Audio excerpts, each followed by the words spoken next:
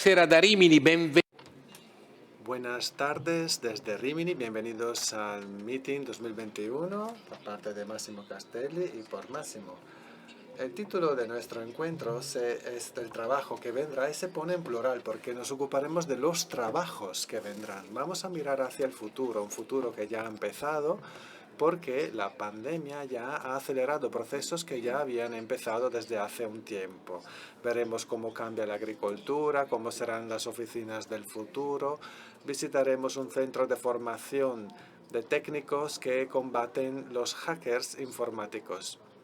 Sí, sobre todo nos vamos a centrar en preguntas. No tendremos recetas y respuestas inmediatas. ¿Cómo podemos abordar los desafíos del mañana? ¿Qué calidad de trabajo nos espera? ¿Qué vamos a hacer mañana? Estamos listos para estos cambios y les vamos a proponer una exclusiva entre dos personajes muy importantes precisamente para nosotros.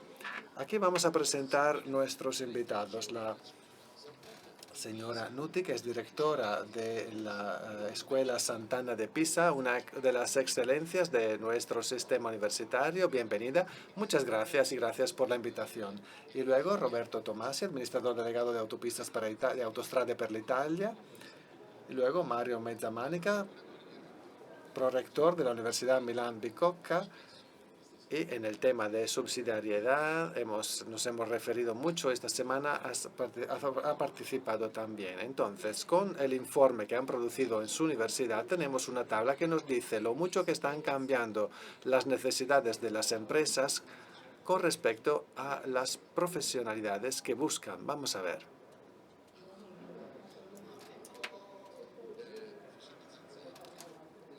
Profesor Mezzamanica.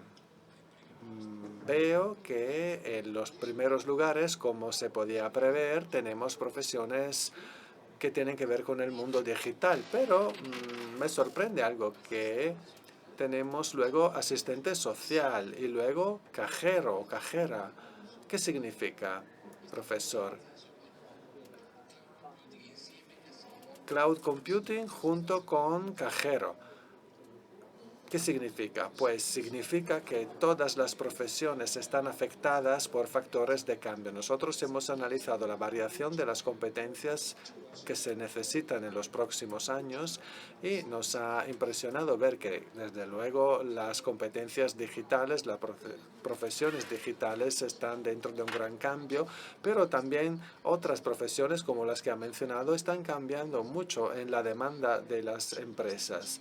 En particular, lo que está provocando este cambio es una demanda de soft skill o de competencias del carácter, o sea, la capacidad de ajustarse al cambio, la responsabilidad, la posibilidad de seguir los clientes y las competencias digitales. Para estas profesiones se vuelve cada vez más importante desarrollar instrumentos digitales que puedan ayudar en la innovación de su trabajo. Muchas gracias, profesor Mezzamanica. Vamos a la primera parte de la entrevista que habíamos anunciado. Hemos dividido esta entrevista en dos bloques. Luciano Violante, presidente emérito de la Cámara de Diputados, nos ha robado un poco el trabajo.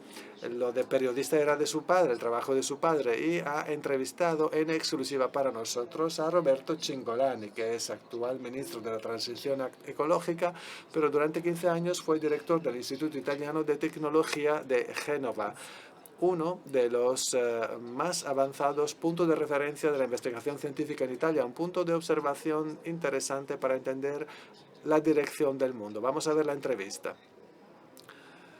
Tenemos una tecnología que está presente en cada momento de nuestra vida, pero también tenemos un poco el miedo de perder los datos típicos de la cultura de las humanidades, valores humanos. Y me interesa mucho ver ahora cómo pueden los jóvenes y las familias saber qué se necesita mañana. ¿Tú qué opinas? Hoy en día se dice que los trabajos que tendremos en 40 años no lo conocemos todavía. Entonces es un esfuerzo de proyección hacia el futuro muy complejo.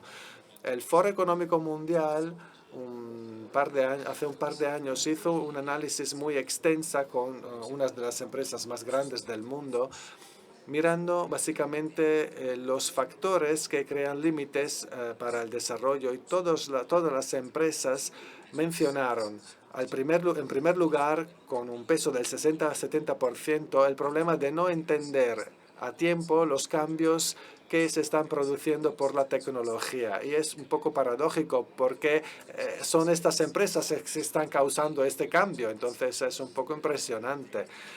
Probablemente los artesanos se quedarán porque los trabajos no rutinarios, mentales, como arquitectos, ingenieros y no manuales, siempre harán falta.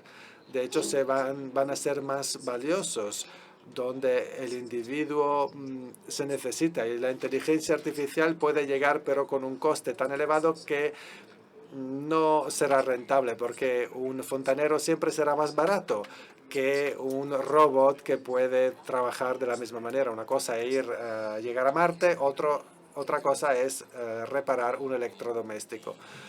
Luego hay muchos trabajos rutinarios, manuales y cognitivos que van a desaparecer. Son decenas de millones de lugares puestos de trabajo en Europa. ¿Y con qué los iremos reemplazando? Por ejemplo, hablamos del Memory Manager. ¿Qué es el Memory Manager? El gestor de la memoria. pues la posibilidad de gestionar diferentes nubes, clouds, diferentes sistemas de memoria. Imagínate el manager de la gestión integrada de la energía. En la red tendremos diferentes tipos de energía renovables, gas y cosas con continuidad y falta de continuidad diferentes. Son figuras que no existen y que se tendrán que pensar. Imagínate el ingeniero de los materiales en una situación donde produciremos órganos humanos con la tecnología de las impresoras en 3D. Estas cosas no existen ahora y las tendremos que crear. El sistema de formación no está listo, no está preparado para la creación de estas figuras. Directora Sabrina Nuti, este colega dice que muchos trabajos no se conocen todavía por la velocidad de la tecnología de hoy en día. Entonces, la universidad, ¿cómo se está preparando para poder tener paso a esta tecnología?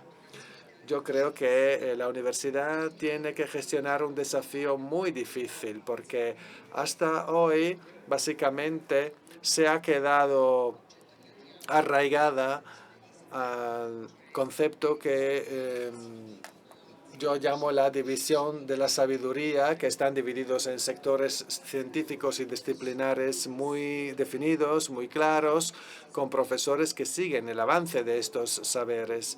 Y esta manera de afrontar el futuro es viejo, que no crea la famosa interdisciplinaridad que necesitamos para poder estar listos y para poder pensar e imaginar trabajos que hoy en día no existen. Tendremos que ser muy creativos, capaces de escuchar, de entender las diferentes interacciones que tendremos entre los diferentes mundos del conocimiento.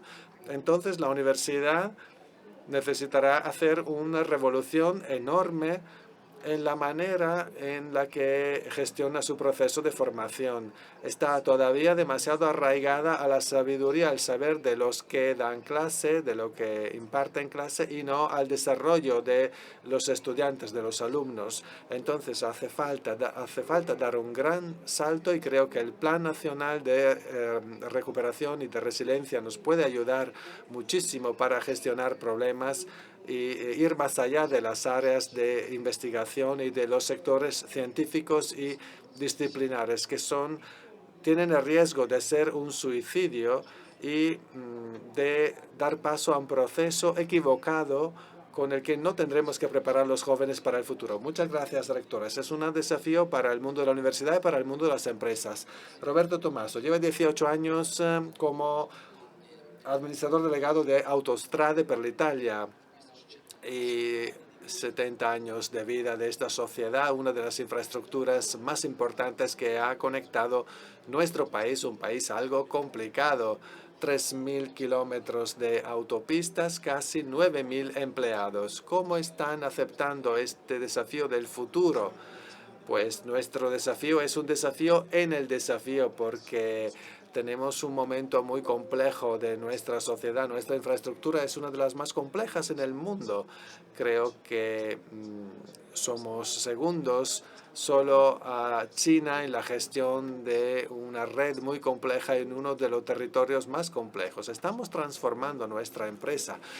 Vamos a partir de una condición de equivocación y cuando uno percibe el error, tiene la posibilidad luego de volver a pensar en su futuro con mucha determinación, porque es una condición esencial para la supervivencia de la empresa.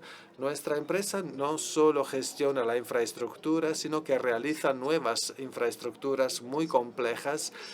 Y con esto vamos preservando saber fundamental y tradicional, porque para realizar infraestructuras tan complejas hace falta conocimiento, hace falta un saber difundido. Hemos invertido muchísimo en una sociedad que se ocupa de la parte tecnológica, porque la digitalización de la información, de la tecnología, es una parte estratégica del viaje. El viaje también más allá del sistema de autopistas y del sistema de las ciudades. Y también es fundamental la creación de la relación con los clientes.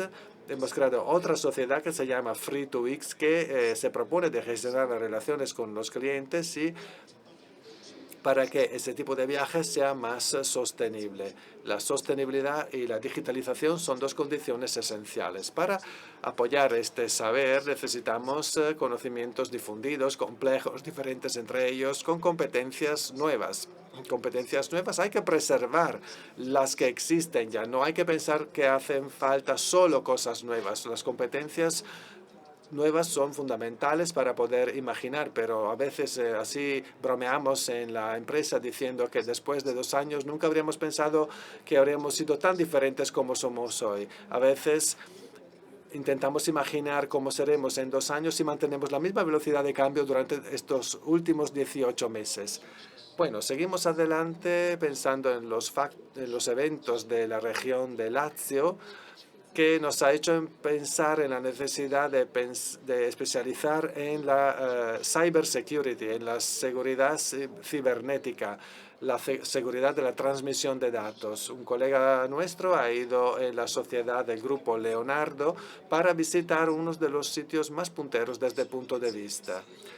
Todos son objetivos potenciales, gobiernos, instituciones, y el tema de la seguridad cibernética es importante. Hay muchas fragilidades.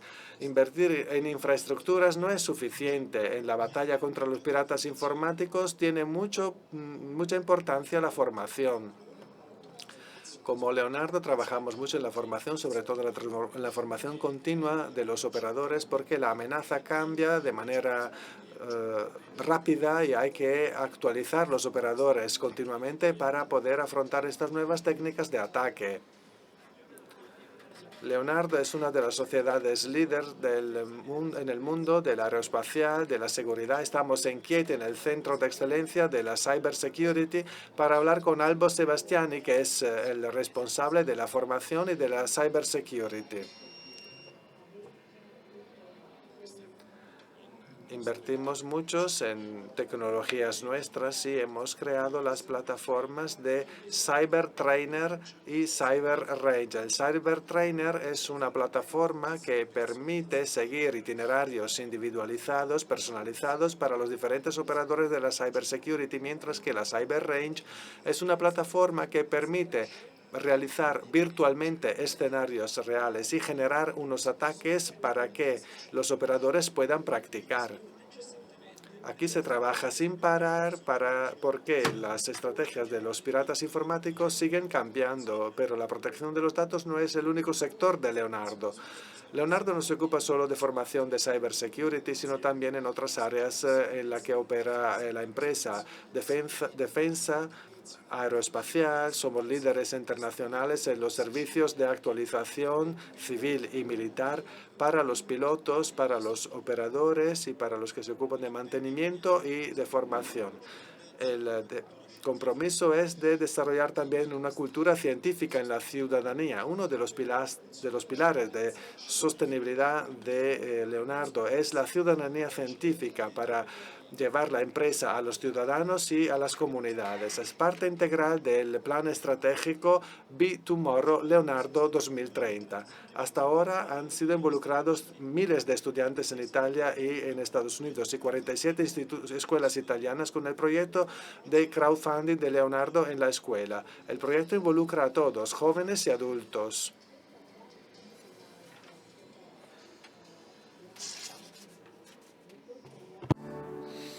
Insomma. Velocissimo. Bueno, entonces, plataformas para la autopista, plataforma de cybersecurity. Profesor, usted estudia los cambios en el mundo del trabajo, cambios como estos. En su investigación, ustedes han analizado los anuncios en la web publicados por las empresas. ¿Cómo han cambiado las competencias requeridas? ¿Cuál es la tendencia? Ahora, pues, empezando por los datos, quisiera destacar algunos aspectos fundamentales. Primero, hemos analizado 270 profesiones. Sí, 270 asociadas a 2.600.000 anuncios de trabajo en Italia en los últimos 5 años. Esto es bastante interesante porque hemos tratado de entender cómo a lo largo de 5 años han cambiado las habilidades requeridas, las destrezas, competencias requeridas para estas profesiones. Lo importante es crear las condiciones para conocer estos cambios. Empezamos por un índice de un 14% hasta un 100%, como antes se vio en la primera imagen. Entonces, ¿cuáles son los factores, los grupos de competencias que están guiando este cambio? Pues 5 años son muy pocos para que se vean tantos cambios efectivamente. Los factores principales son dos. Primero, lo digital. Pues todos los aspectos digitales que están afectando todas las profesiones, pues desde las competencias tecnológicas más avanzadas hasta lo más básico, por ejemplo, el uso de un ordenador, hojas electrónicas, aprender a leer los datos, hasta las competencias transversales, es decir, las soft skills, es decir, tener la capacidad de ajustarse a un cambio, responsabilidad, creatividad.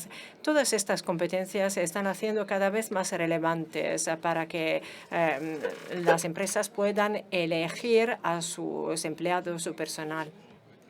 Lo que nos impresiona más es que pues, este es un desafío muy grande para la formación del futuro. Como decíamos al principio, efectivamente no sabemos cuáles van a ser los trabajos del futuro. Por cierto, ahora están emergiendo algunos trabajos, por ejemplo, el cloud computer, data scientist y muchas más actividades en el sector digital. Pero a la vez también se están transformando las profesiones más tradicionales. Por ejemplo, la cajera está cambiando este trabajo de cajero, cajera.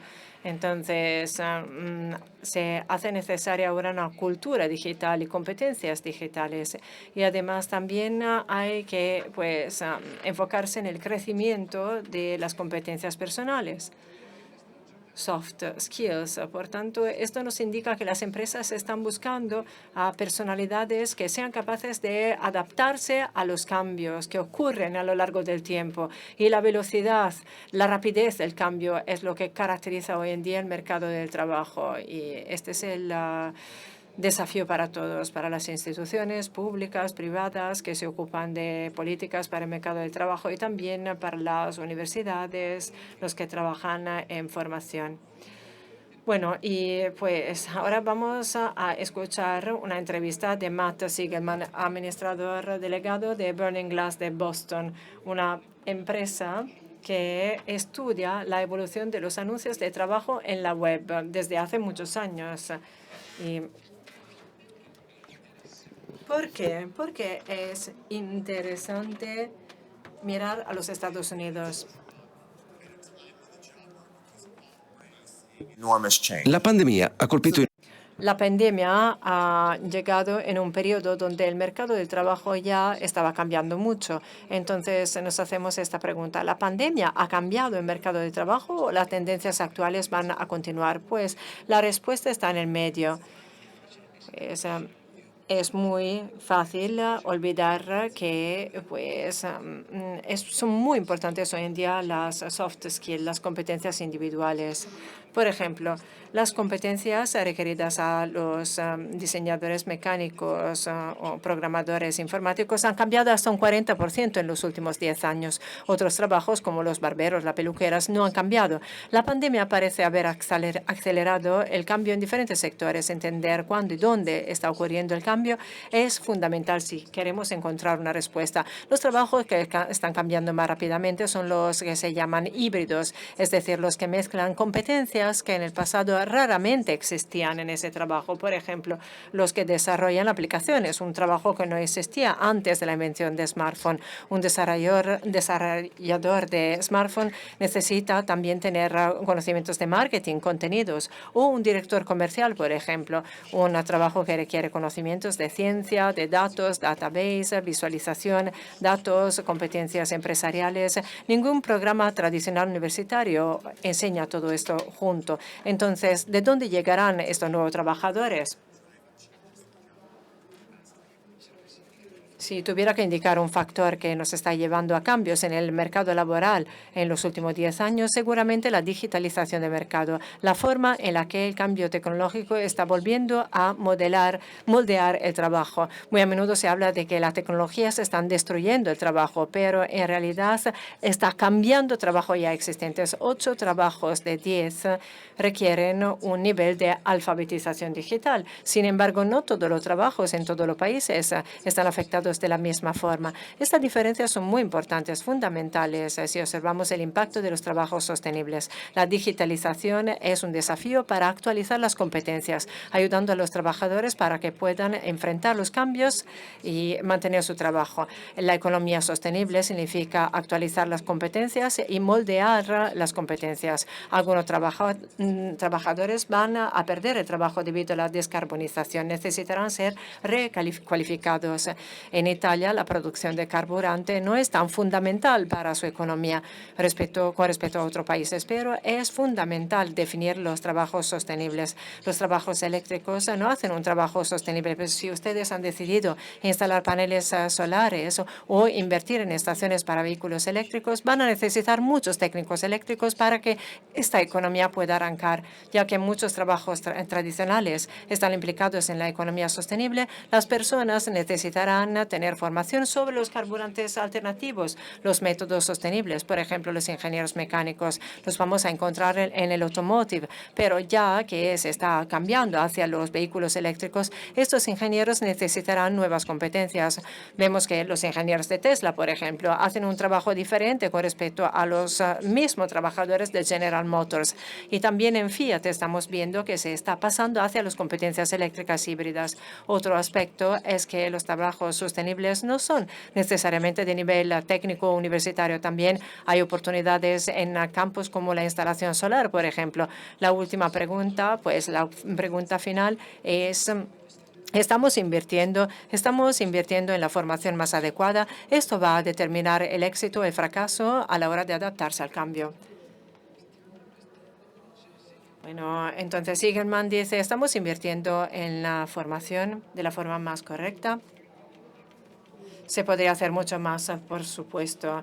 Y pues, ¿lo puede repetir, por favor, porque no se escuchó? Creo que pues tendríamos que hacer mucho más, seguramente. No quiero parecer pesimista, pero esta capacidad de adaptarse al cambio, pues sí, podemos formar a nuestros jóvenes para que la tengan, pero necesitamos nuevos métodos didácticos y de formación. Nosotros somos muy buenos a enseñar competencias básicas, los así llamados saberes. Nuestros ingenieros mecánicos son muy buenos a nivel mundial, muy conocidos, muy apreciados, pero para contestar a los nuevos desafíos tenemos que hacer que sean capaces de ser flexibles, adaptables, capaces de ver, escuchar, interpretar el mundo a su alrededor.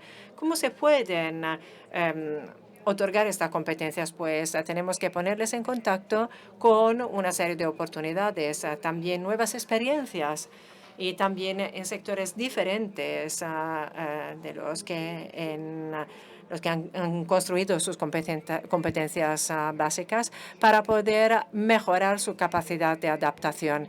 Estoy pensando, por ejemplo, en los estudiantes de Sant'Anna desde hace algunos años, sobre todo los más adultos, digamos, los del tercer año, cuarto año, participan en el proyecto Merit y Movilidad Social, donde se ocupan de chicos que proceden de toda Italia y que hacen cosas muy diferentes. La llamamos la formación integrativa. Muchos de ellos me han contado que cuando llegan al final de la carrera, esta experiencia donde salen de la universidad, donde van a conocer contextos sociales diferentes y realmente se dan cuenta de lo que significa crecer en contextos tan diferentes, sociales tan diferentes, pues esta experiencia es fundamental para su crecimiento. Ha sido algo que realmente ha marcado la diferencia para ellos. Este es un pequeño ejemplo, pero tendríamos que pensar más en qué puede ayudar a una joven para que sea más especializado, porque necesitan tener competencias en diferentes disciplinas capaces de adquirir nuevos conceptos para poder anticipar los cambios. Tomasi, pues durante la entrevista a Sigerman, pues usted estaba escuchando con mucho interés. Entonces, este desafío, ¿qué representa? ¿Qué significa este desafío un desafío para un grupo como el suyo? Es una pregunta muy compleja, la respuesta no es simple. Pues algunos números. Hemos contratado a 1.700 personas en los últimos 2 años.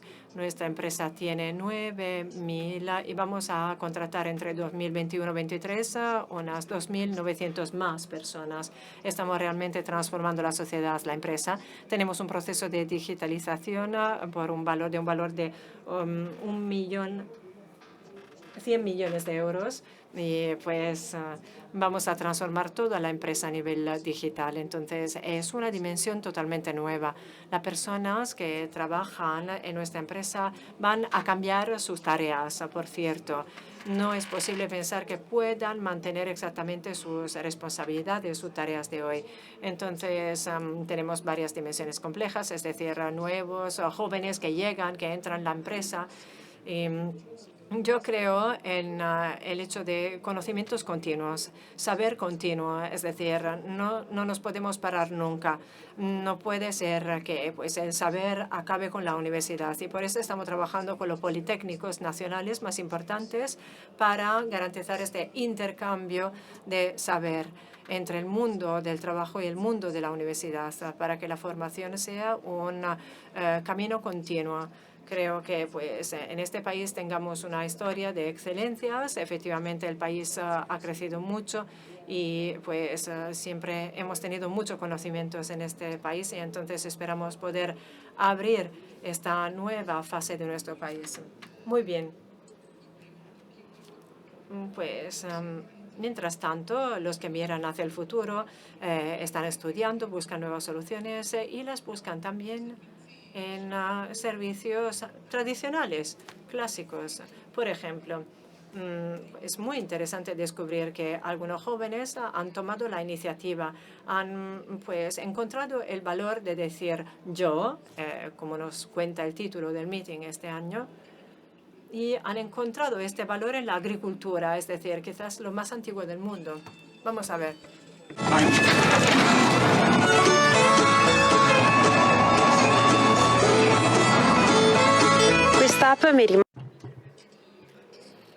Esta aplicación me permite quedarme en contacto con los animales y controlar siempre la situación, aun cuando estoy fuera de la empresa. Y cuando estudiaba en la universidad me ha ayudado muchísimo porque a distancia, desde Milán, podía ver lo que estaba pasando en mi empresa.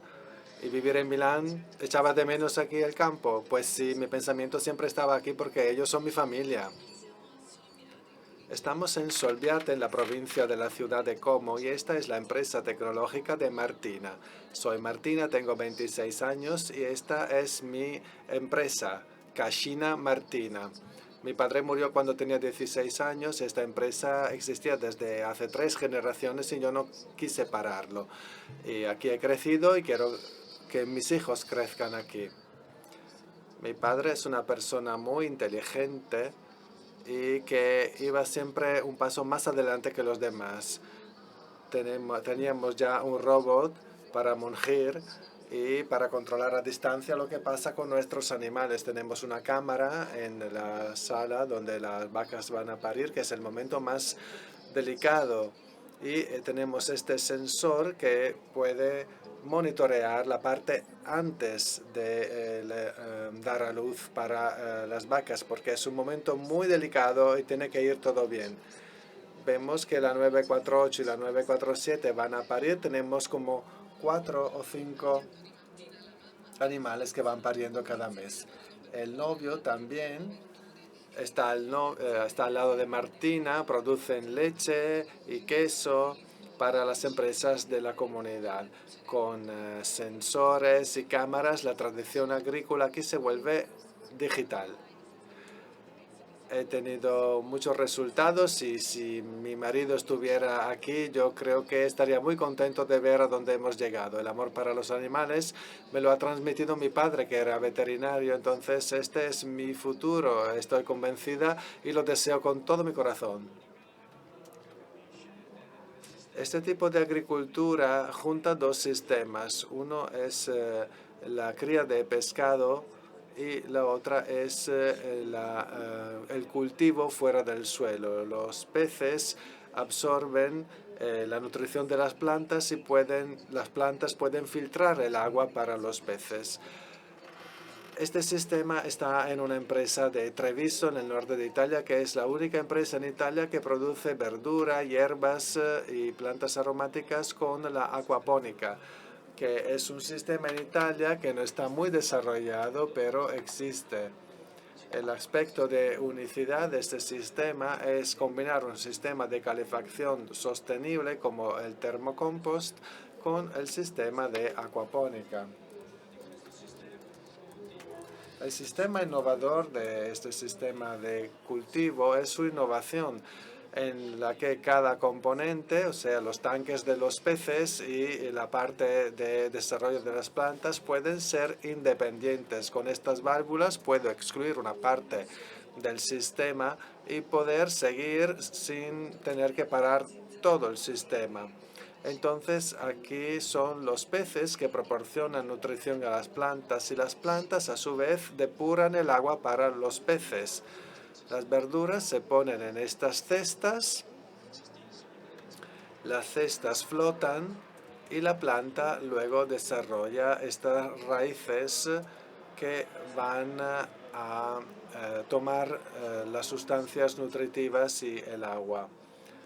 Lo interesante de este sistema es que es una huerta modulable que puedo cambiar, puedo modificar.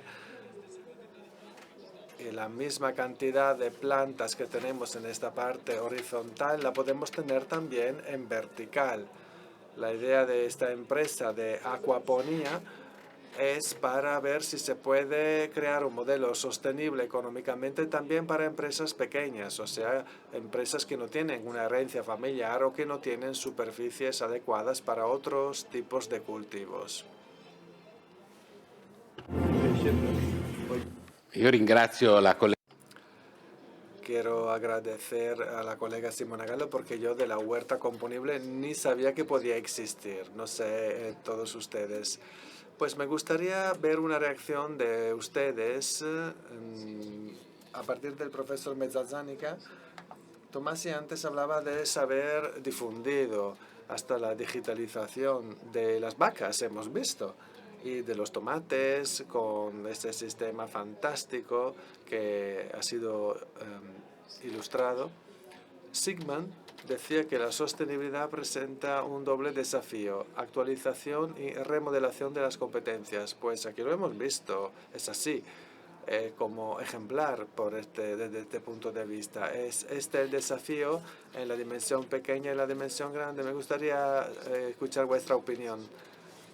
Desde luego, estos servicios son emblemáticos para poder entender qué significa tener una integración del saber y con una actualización a lo largo del tiempo y la posibilidad de inventar cosas nuevas. Como decía la rectora Nuti antes, la capacidad de adaptación de los saberes que se transmiten en la universidad dentro de un contexto organizativo. Cuando se empieza con un contexto empresarial, el desafío queda abierto todavía. Hay dos factores que están caracterizando todo esto. Hay diferencias importantes, como Sigelman decía hace poco. Nosotros seguramente tenemos a jóvenes que necesitan crecer en sus competencias, desarrollar una experiencia durante sus estudios y entender qué quiere decir ir a trabajar. Entonces, hacer un itinerario de crecimiento, como se dice en inglés, de upskilling, con respecto a lo nuevo que avanza. Por otro lado, tenemos el tema de las personas más mayores que tienen que reactualizarse, que tienen que actualizar sus competencias para gestionar los desafíos de los cambios de los trabajos. Como se decía hace poco, hay profesiones que se irán reduciendo, como Sigman decía, se van a transformar. Entonces hará falta una actualización continua de las competencias. Una pregunta para la rectora. Yo creo que los dos jóvenes que hemos visto probablemente están licenciados. Y hablaba de su padre veterinario, probablemente ella tenía esa competencia y el chico, por el tipo de explicación que dio, no me parecía nada improvisado. Entonces, la universidad, frente a experiencias pequeñas como estas, ¿cómo reacciona? ¿Puede hacer falta? ¿Puede ser útil? Desde luego que sí.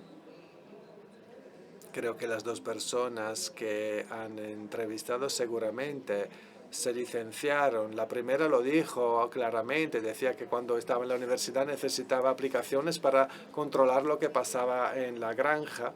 Y el segundo, por la competencia con la que supo contar su experiencia, seguramente es una persona que tiene un título universitario.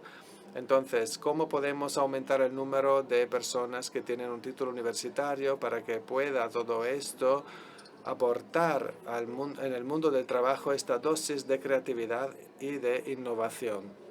Otro punto que me gustaría evidenciar es el tema de la digitalización. Muchas veces pensamos que necesitamos más personas, más ingenieros informáticos o de expertos informáticos. Yo creo que también hace falta llevar los temas de la digitalización a todas las demás disciplinas. Una persona que se licencia en Derecho, ¿qué estudia en términos de digitalización? ¿Qué itinerario hace? Y lo mismo se puede decir de los economistas o de las personas que estudian agraria. Son temáticas transversales y tenemos que organizarnos para poder hacer posible este contacto con estos temas fundamentales. Otro punto que me gustaría mencionar es el segundo ejemplo de la agricultura es emblemático. Estas ideas de combinación y de fórmulas empresariales que pueden aprovechar de una mezcla de experiencias tan diferentes se pueden empezar si creamos oportunidades de intercambio a partir del periodo de la universidad.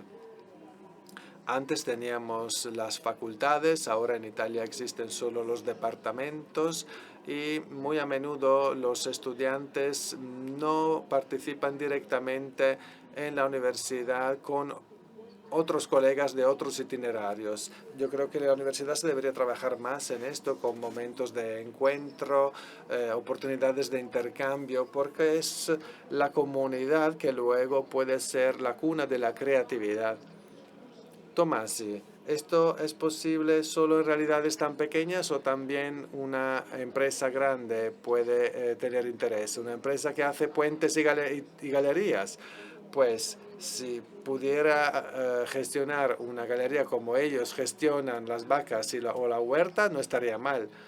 Pues con un poquito más de fantasía creo que podemos mejorar. Del vídeo que hemos visto, yo puedo comentar esto. Son dos personas jóvenes, dos personas con una base cultural y dos personas que se han atrevido en tomar una decisión, y el valor de la hora trabajada puede ser una cuestión importante.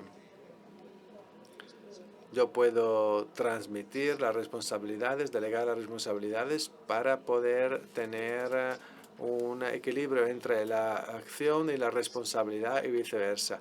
Es un problema también de tipo cultural de los ejecutivos, de los managers que gestionan las sociedades, para que se pueda desplazar un poco la capacidad de toma de decisiones también entre los jóvenes dentro de las empresas. Y nosotros tenemos que darles esta oportunidad.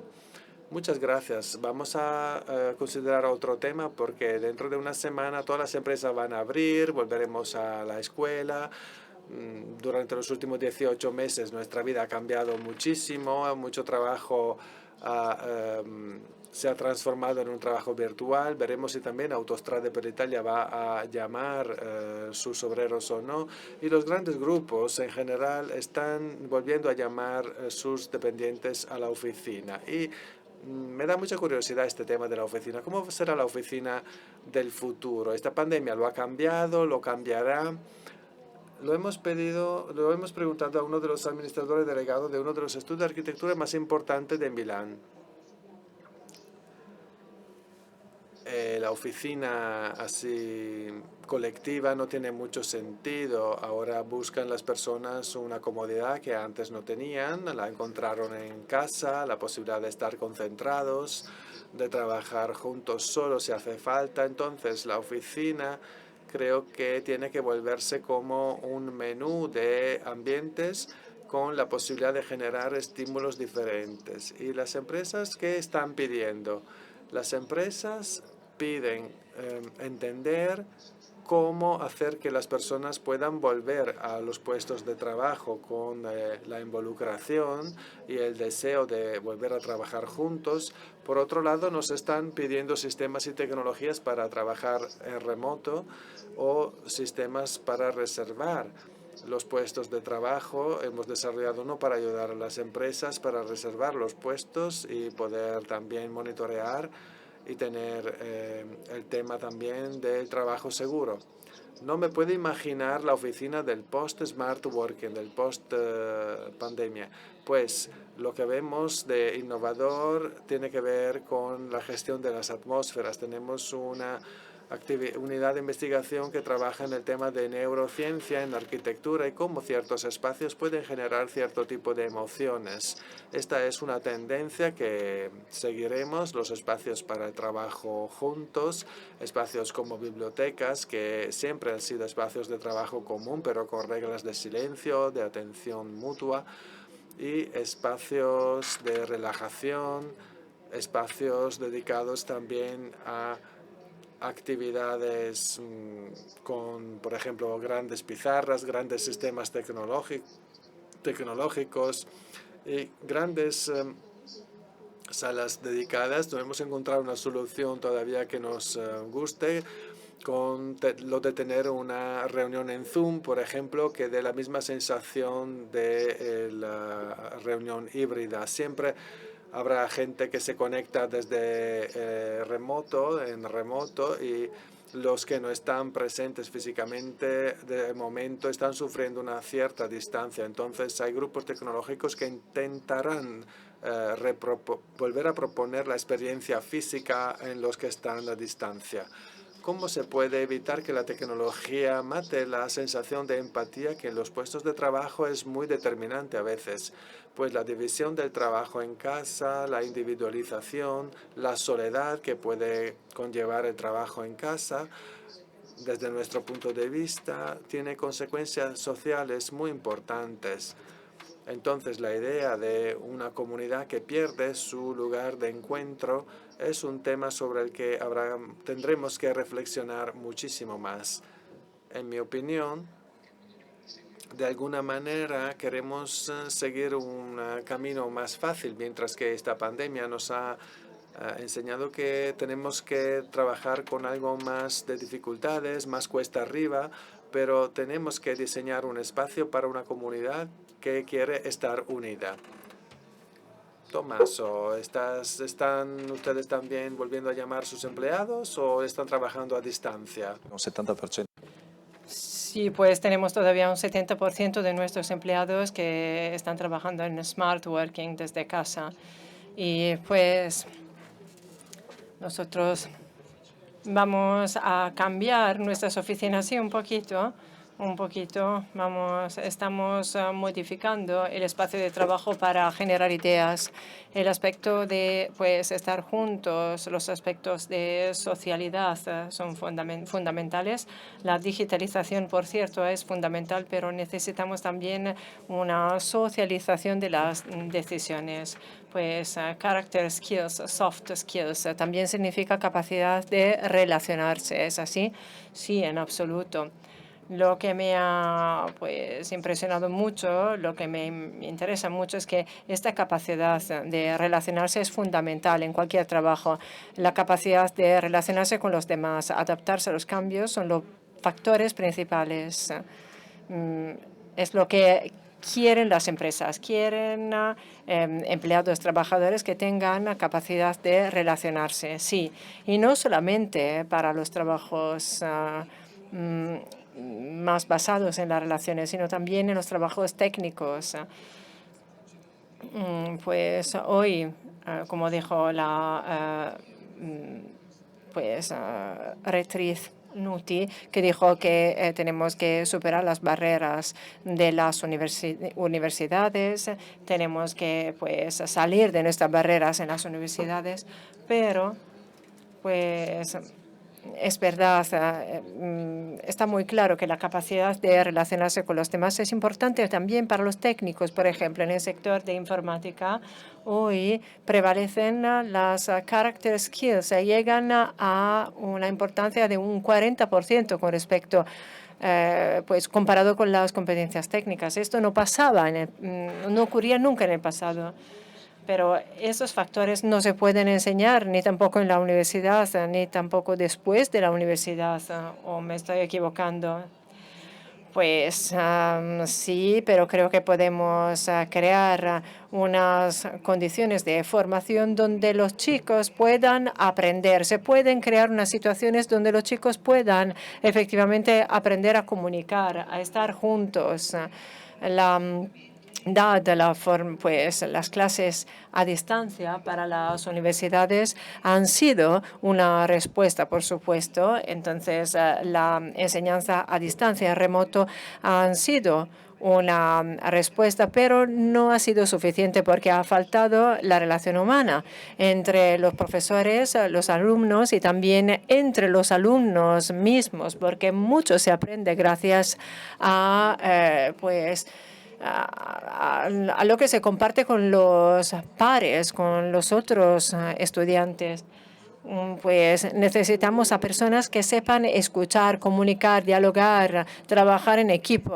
Pero si no lo aprenden en la escuela, si no lo aprenden en la universidad, nunca serán capaces de hacerlo. Entonces, trabajar basándose en un intercambio continuo entre colegas, pues es fundamental hacer experiencia de este tipo. En la Santana van a volver los estudiantes o también allí seguirán haciendo clases en remoto. Pues en la Santana nunca ha cerrado. Los estudiantes viven en el colegio, en nuestra residencia, y entonces esto ha sido muy bueno, un privilegio para nuestros estudiantes seguramente. Ha sido duro, no ha sido fácil. Pues mantenernos abiertos, mantener abierto el colegio y además tenemos habitaciones dobles, entonces ha sido un problema, pero para ellos ha sido, sin lugar a duda, ha sido un privilegio. Pues para nuestros estudiantes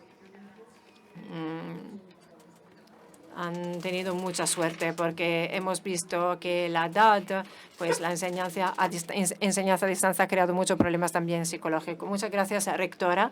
Y ahora volvamos al diálogo entre Cingolani y Violante, que nos van a ofrecer muchas indicaciones, consejos para padres y estudiantes. ¿Cómo pueden, pues, los chicos y las familias, cómo pueden saber cuáles son los estudios mejores para poder encontrar un trabajo? ¿Dónde lo aprenden? Pues primero se necesitaría un libro, por supuesto, una codificación. Estos conceptos tendrían que estar codificados en un libro para que los profesores puedan enseñarlos. Pero tenemos que salir de este concepto. No existe un libro que nos dé algunas recomendaciones o directrices. En el pasado teníamos mucho tiempo para escribir libros, ahora no lo tenemos. Ya que no tenemos décadas para escribir libros, es fundamental crear una nueva generación con la mente abierta, un aprendizaje tecnológico y cognitivo continuo. Sí. Llegamos de una civilización donde se memorizaba una información, se procesaba, se escribía, se analizaba, se escribían libros, luego las generaciones sucesivas los estudiaban y así crecíamos. Yo creo que necesitaríamos el Ministerio del Futuro, no solamente en Italia, sino también en Estados Unidos. Siempre han sido pioneros en esto. Ellos tienen agencias que hacen análisis, pero el futuro no lo estamos tratando como un elemento esencial de la vida de una sociedad. El jefe de una oficina para la innovación pues tendría que ser la persona o un organismo que se ocupe de analizar el futuro. Y, por tanto, así haciendo, la gente podría crecer conociendo los detalles y conociendo las tendencias, la evolución. De esta forma se podría crear una sociedad más preparada para la innovación. Luego, por supuesto, ninguna persona tendrá tiempo para escribir un libro porque el cambio va a ser continuo. No habrá tiempo para escribir acerca del cambio. Pues Cingolani podría ser el ministro del futuro. Podría candidarse, ¿no? Sí, podría ser un trabajo del futuro, seguramente. Tomasi, ¿está de acuerdo? ¿También usted está preocupado? Y también usted en su empresa va a nombrar a un responsable del futuro. Pues no sé, yo creo que el trabajo se tiene que elegir por pasión. Yo nunca he tomado decisiones pensando en el futuro, porque sin lugar a duda me habría equivocado. Entonces, un joven tiene que tomar decisiones por pasión y a la vez tiene que estar listo para cambiar su saber, por supuesto, tomar el riesgo. Rectora Nuti, estoy muy de acuerdo con lo que se acaba de decir. En mi opinión, también hay que elegir por pasión y abrirse a la escucha y al diálogo continuo. Muchas personas de éxito, si miramos su historia profesional y personal, han cambiado muchísimo en su vida. Pues han empezado su vida pensando que querían ser físicos, vulcanólogos, y luego se han convertido en campesinos. O otras personas que empezaron estudiando algo y luego tuvieron un trabajo totalmente diferente. Entonces, la vida está llena de este tipo de historias, son las que emocionan más. Y hay que pues estar libres y descubrir qué quiere el mundo de nosotros y qué podemos dar nosotros al mundo. Pues sí, efectivamente eso es fundamental. Los profesores universitarios tienen un papel educativo central. Profesor Mezanzánica. Sí, pues creo que el conocimiento es fundamental, como se ha dicho. Poner a disposición el conocimiento, los conocimientos es fundamental, porque hoy nadie sabe lo que está ocurriendo realmente. Y, por tanto, esta es la tarea muy importante de la universidad junto con las empresas para poner todos estos conocimientos, ponerlos a disposición de todos. Y pues otro aspecto que escuchamos durante los talks de estos días es que pues hay mucha capacidad de empresarialidad de las personas, que al encontrar a otra persona pues se les ocurre una idea nueva, una iniciativa nueva, y entonces este tipo de acompañamiento es fundamental, esta posibilidad. Como se decía,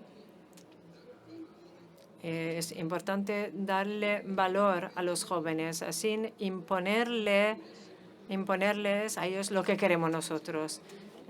Ya en 1998, un amigo, profesor de universidad de estadística, pues escribió en un texto, Marco Martínez, estoy hablando de él, dijo, el trabajo ya no es un lugar, sino es un recorrido. Y agregó, entre ocasiones imposibles de predecir, de prever, y que hay que aprovechar. Es decir, pues el hecho de que existan lugares donde no se educan, no se enseñan a aprovechar las ocasiones es fundamental para el futuro. Muy bien, entonces, pues muchísimas gracias por lo que acabamos de decir. Máximo, te dejo la palabra, pues hemos llegado al final de esta sesión. Gracias a Sabina Nuti, rectora de Sant'Anna de Pisa. Muchas gracias por estar con nosotros. Roberto Tomasi, administrador delegado de Autopistas para Italia. Gracias al profesor Mezzanzani Capro, rector de la Universidad Bicocca de Milán. Mañana el trabajo que vendrá vuelve hablando de PNRR y trabajo. Entonces, está claro el contenido, el tema en directo a las 9 en la página web del meeting, donde pueden encontrar todos nuestros servicios, entrevistas completas, servicios completos. En la página web de la Fundación para la Subsidiariedad y en la página de República. Mañana tendremos Francesco Baroni, Roberto Garofalo, Pedro Silva Martins y Francesco Muti. Les acordamos de que el meeting necesita su contribución. Una parte de las donaciones este año las vamos a devolver a la Welcome House, donar a Welcome House de Kampala, donde se acojan niños en dificultad. Muchas gracias y hasta mañana. Hasta mañana.